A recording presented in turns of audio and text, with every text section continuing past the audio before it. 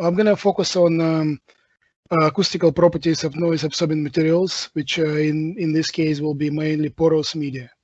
And we split presentation in two halves. I first talk about a model which I think it was well for audience to try to use if they're interested in acoustical properties of porous media. And then my colleague Alexander Dell will give a demonstration of a console where this model is now integrated. Okay. So if you want to, as I said, we focus on acoustical properties of porous media, which is the main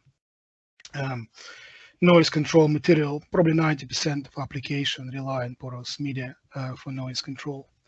So, but if you like to know more about sound absorbing technology, I just list here a few books and the website. So I really like notes on sound absorption technology published by Uno and Gott in 1987. I don't know if people actually read this book, but it's wonderful. It also has software which comes with this book, where you can actually run good old Microsoft, simple like prompt code, so and get answers to your questions. Also, Matilis have really nice acoustical porous material recipes on a website, and he advise you to go on this website. By the way, by the end of my presentation, I'm happy to share this PDF file with you, and you can use active links to look at those websites which are suggesting. Also, there are two more books. One is by Trevor Cox, which last revision was published last year. It is about acoustical absorbers and diffusers. And also a good old book by Alat and Atala on propagation of sound in porous media. They may answer more complicated questions from the audience, particularly those which link to elastic porous media, which I'm not going to cover today.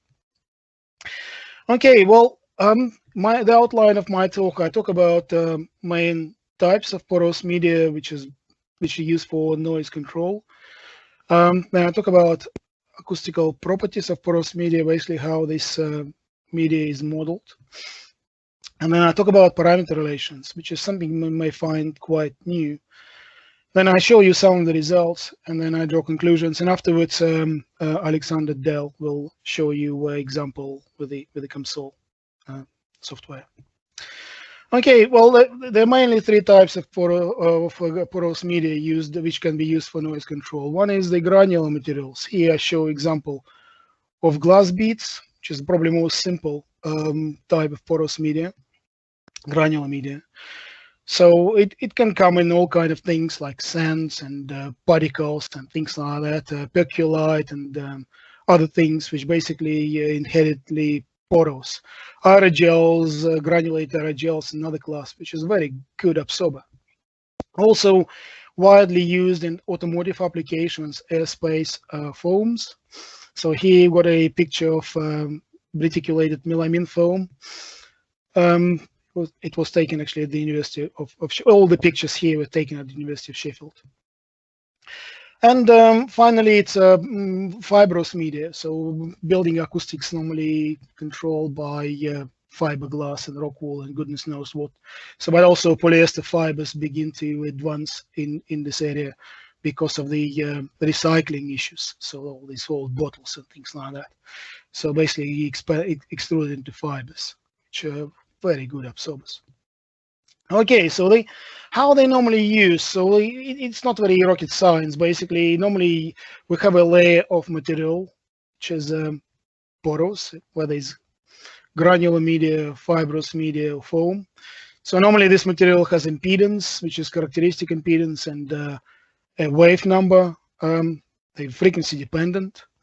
So this material can be either just suspended between different layers, like sandwiched, or it can be backed against a rigid layer. So if it's not backed against a rigid layer, there is a normally transmitted wave.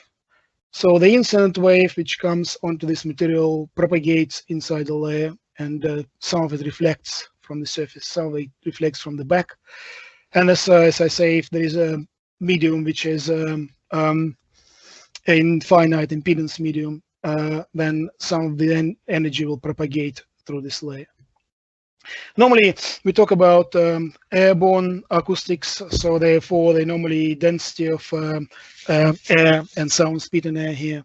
And normally we just say, okay, well, let's have something which is a medium 2, which is backs this material, just assign impedance of this medium ZM2. Okay, how do we normally model the properties of this material?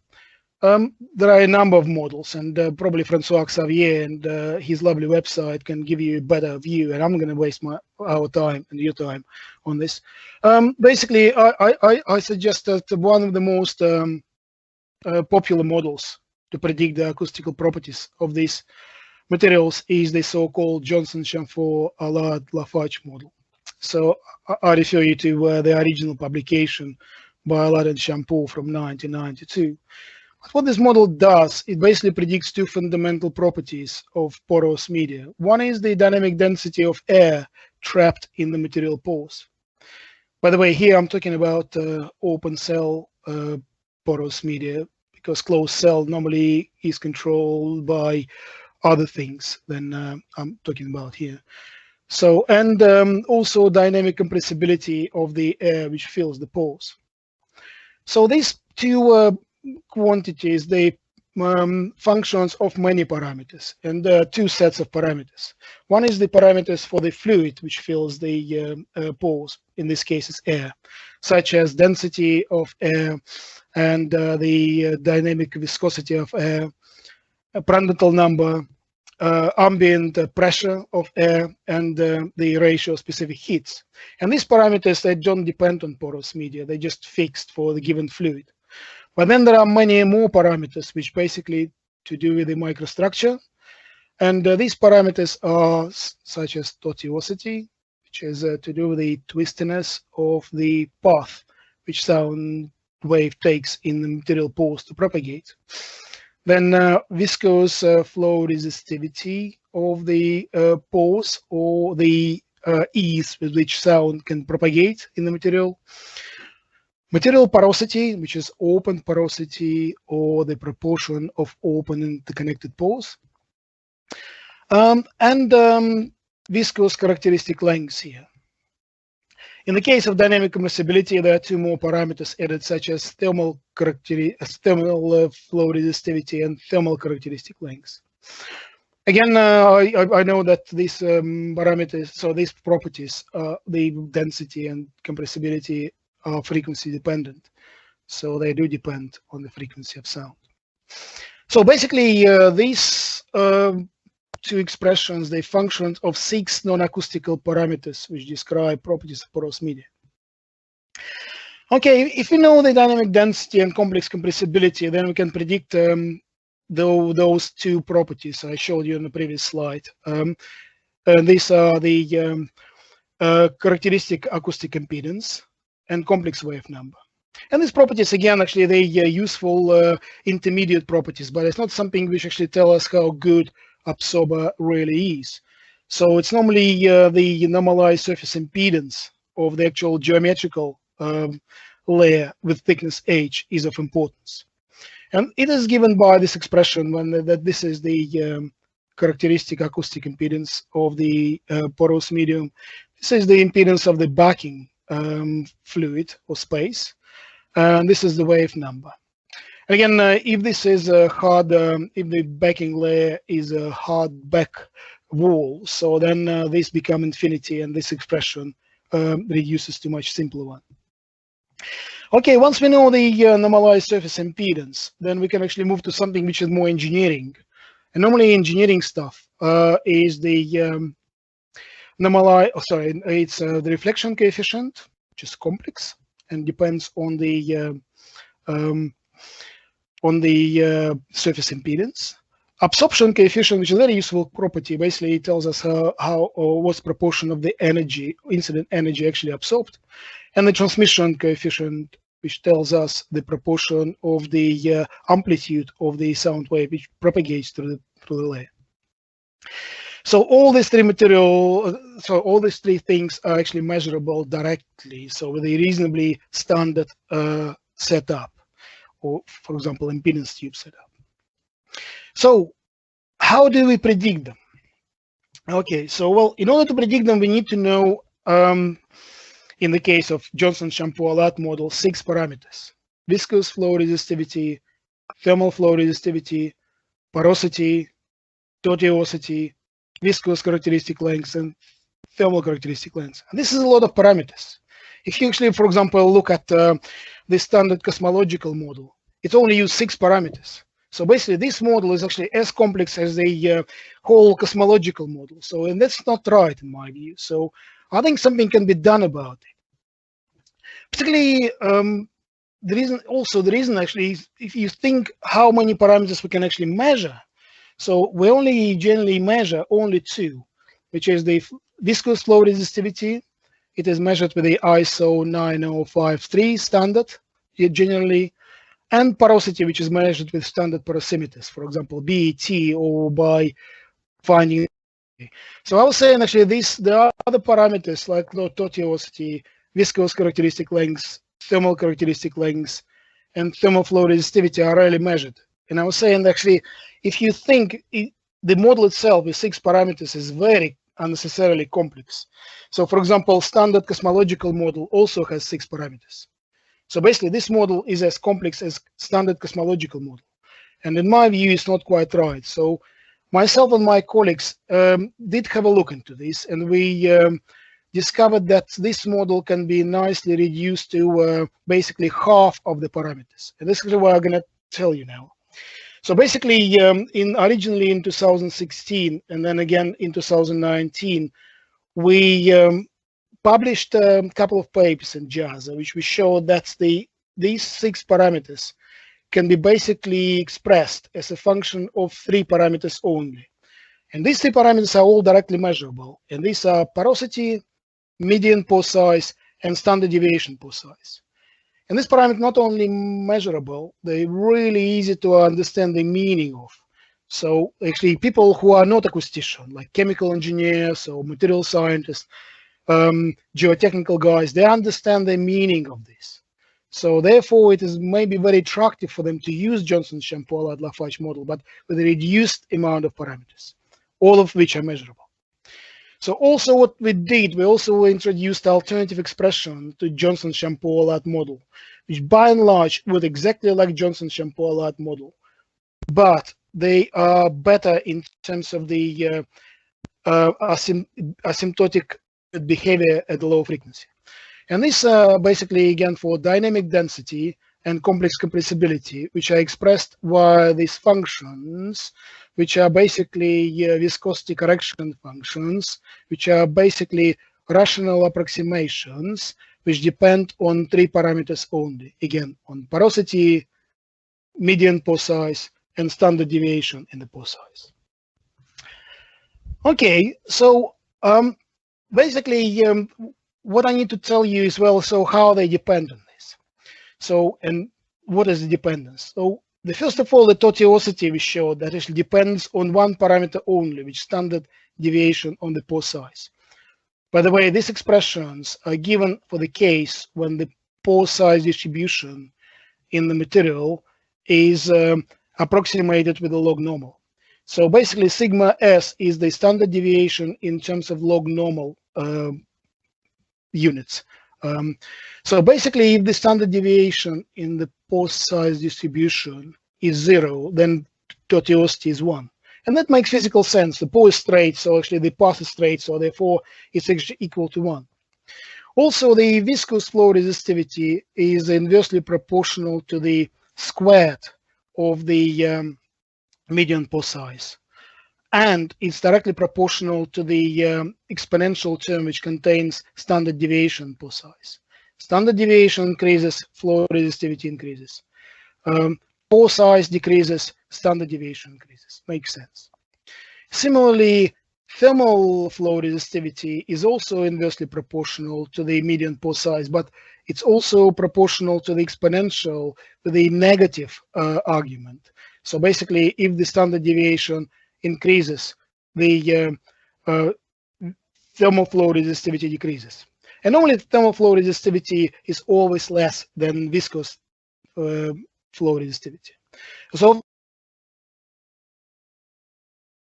so it will be expressed with this simple exponential form. So again, which is proportional to the standard deviation in the pore size. So that means if the standard deviation in the pore size is 0, pore is completely straight. So then and identical. So then these two parameters, viscous and thermal flow resistivity, is identical and the ratio is 0. But if the standard deviation, for example, is not 0.3, then the ratio can be 1.7, which is makes physical sense. As I said, that the sigma prime is always less than sigma itself. And last two equations I'm going to give you is actually it's for the characteristic lengths and viscous characteristic lengths and thermal characteristic lengths. Again, they're proportional directly to the median pore size, and there is exponential term again which contains standard deviation. And the sign here and sign here are opposite. So that means if the standard deviation in the pore size is relatively large, then the lambda viscous characteristic lengths become smaller, and vice versa. If the standard deviation in the pore size is large, then the thermal characteristic length increases. And this is their ratio. So again, lambda prime or thermal parameter is always greater than lambda, because this one relates to the bigger pore size, and this normally relates to the neck of the pore. Okay, so how does this model work? Actually, really well. So for all three types of porous media. So this graph shows the spectrum of the normalized surface impedance of 40 millimeter stack of 2 millimeter diameter glass beads. The dots are the measurements, and the straight line is the approximation we proposed, and the dashed line is the Johnson-Champeau-Allat model. This is the real part, and this is the imaginary part. And they actually, these predictions are within 1% or 2%. And also the median pore size, which we get here, is really close to that, estimated with non-acoustical means, like, for example, electrical conduction experiment or flow resistivity experiment. Porosity is a standard for a stack of randomly packed glass beads, and standard deviation in the pore size similar to that. You can measure, say, for example, using mercury porosimetry or some other means of pore size measurement. Similar, we can say about normalized surface impedance of 16.5 mil layer of melamine foam. So again, the measurements and predictions, they closely follow each other. So, and this is for the median pore size, which is almost exactly that you expect by taking the material data by the supplier of the foam and actually estimating the pore size by looking at how many cells per inch there are in the foam. And the porosity here very close to 1. It's actually not an influential parameter at all for this kind of material, so we can set it to 1 and the same prediction would occur. And there is a finite value of standard deviation in the pore size because some of the pores are either slightly closed or the neck is less than for the other pores. And similar can say for the normalized surface impedance of 21.5 mil layer of rebound felt, so which is fibrous media. So the measurement and prediction, they're very close together. And the two models almost identical, you see, and almost identical at all. So the Johnson-Champeau-Allat-Lafarge model based on 3 parameters and the other approximation model we proposed. Okay, my last slide, the conclusions, before we give you some presentation of the COMSOL. Basically, what we suggest through our research is that there is a clear interdependence between non-acoustical parameters in Johnson-Champeau-Allat model. That means that the Johnson-Champeau-Allat model for the acoustical properties of porous media of any type can be used with the 3 directly measurable parameters only, which is porosity, median pore size, and standard deviation in the pore size. The proposed model is suitable for predicting accurately the acoustical properties of fibrous and granular media and foams.